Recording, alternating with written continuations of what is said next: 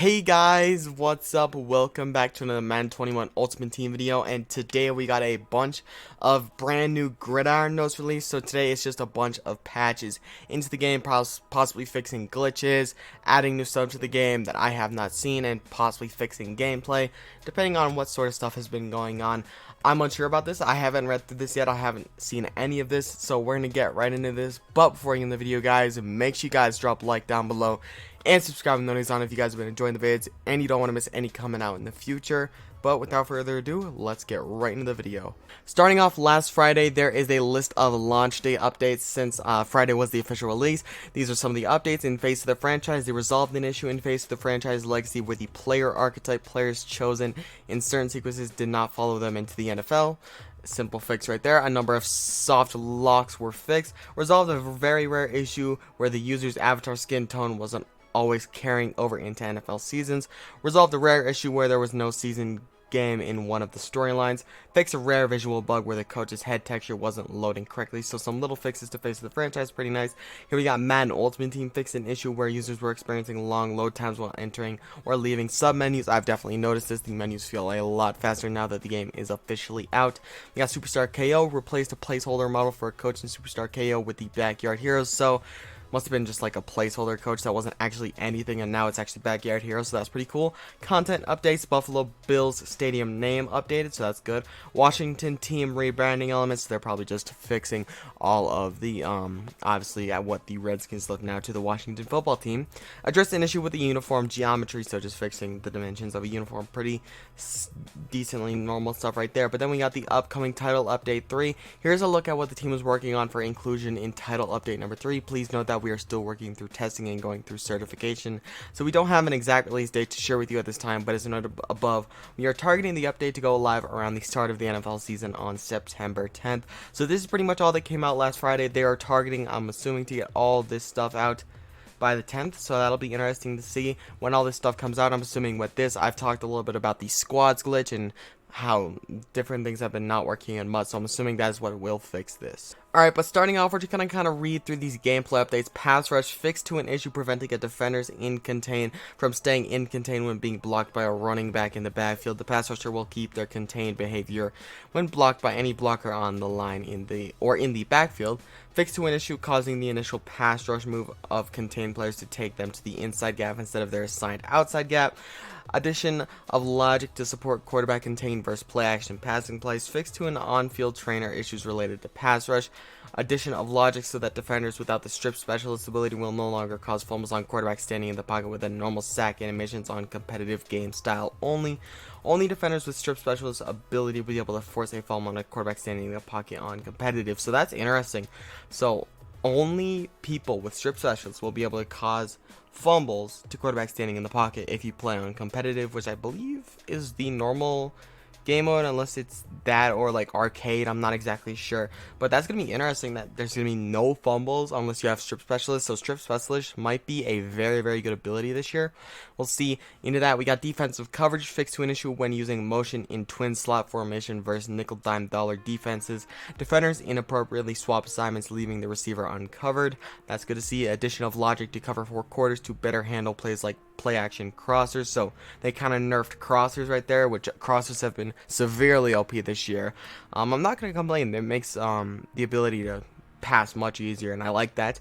But fixed to an issue preventing defenders in press alignment from backpedaling appropriately. So in press now, defenders will backpedal in a much better way. Fixed to an alignment issue when flipping nickel 2-4-5 strong safety Reno zone. So I guess there's just a problem when you flipped that. Tackling fixes some tackling issues, sometimes preventing tackle animations from triggering versus juke and jurtle moves. Fixed to an issue causing a receiver to warp off the ground into a tackle during a possession catch.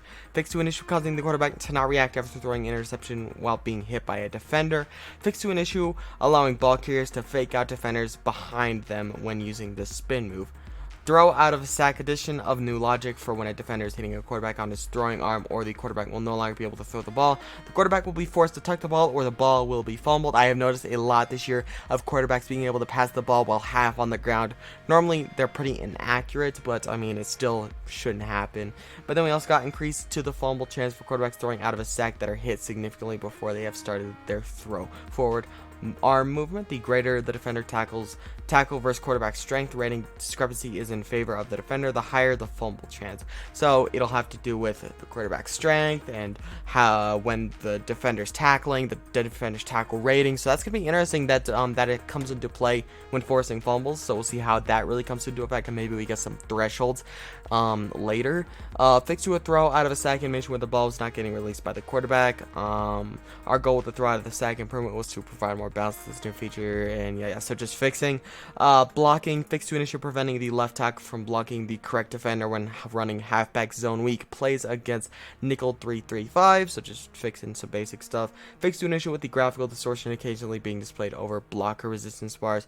Haven't really noticed that. The one thing I will say, I'll see if they detail this later in here when we're not talking about gameplay, is sometimes when I'm playing challenges, the field will glitch out and there will be no numbers, no dashes, no marks on the field. It'll just be green, which I've noticed. That's a little weird. That's a glitch I've encountered. I'm not sure if you guys have. If you guys have, tell me in the comments and see if that's a glitch, or maybe that's just my PS4 going whack. Another thing that I know other people has experienced is in the solo challenge menu. I believe it's on either NFL Epics or NFL Rivals. When you scroll down to that challenge and you hover over that set of challenges, it like goes to like a TV rainbow static screen. You know what I'm talking about? Like, a lot of people use that as a transition. It just kind of overlaps that and it looks really weird. That's just another thing that I've noticed. Just wanted to inform you guys, just in case you guys are experiencing that as well. Just know that you're not the only one. But then we got general fixes: tuning to rat catch win chances to reduce frequency of lower rated coverage defenders getting catch knockouts versus higher rated receivers. Fix to an issue where hitting RT/R2 plus A and X at the snap would sometimes result in the quarterback instantly throwing to the AX receiver. That's good to know. Tuning to give user control a little sooner after an interception. Fix to an issue causing quarterbacks to use a drastic turns on subtle movements. That's actually pretty nice. The quarterbacks move around like crazy in the pocket. Fix to run speed for ball carriers on triple option and speed option, allowing sprint speed earlier. Tuning some celebration animation is used to clean up some minor hitching. Tuning the quarterback's front elbow when inside the pocket to improve visual quality. We got Madden Ultimate Team updates, improvements to speed of the menus, and returning from game modes. That's good. Improvements the speed when interacting with your players and items, including upgrades. That's really good. Another menu speed. Address an issue where items in the lineup screen would initially show as 50 out of 50. Numerous miscellaneous improvements to Mut menu UI. More speedy stuff. Fix to an issue in Mut squads where rules were not properly respected. So when this patch does come out, most likely on the 10th, that'll be fixed. So it's 10-11 days. It's a little over a week, so you guys who play squads are going to have to wait a little bit. Hopefully they're going to be able to get this out earlier, but it's good to know that they have the solution. It's just they have to wait a little bit of time to put it out. We got Superstar KO updates, fixed to an issue in Superstar KO where roles were not properly respected, so same with Mut squads, I guess. Face of the franchise updates, general stability improvements, which is good. Fixed to an issue with user selecting let fate decide option when getting drafted. That's good. Fixed to an issue with the user's difficulty setting reverting to rookie after every game. Franchise updates, tuning X Factor abilities for users who select the active roster option when starting a new franchise save.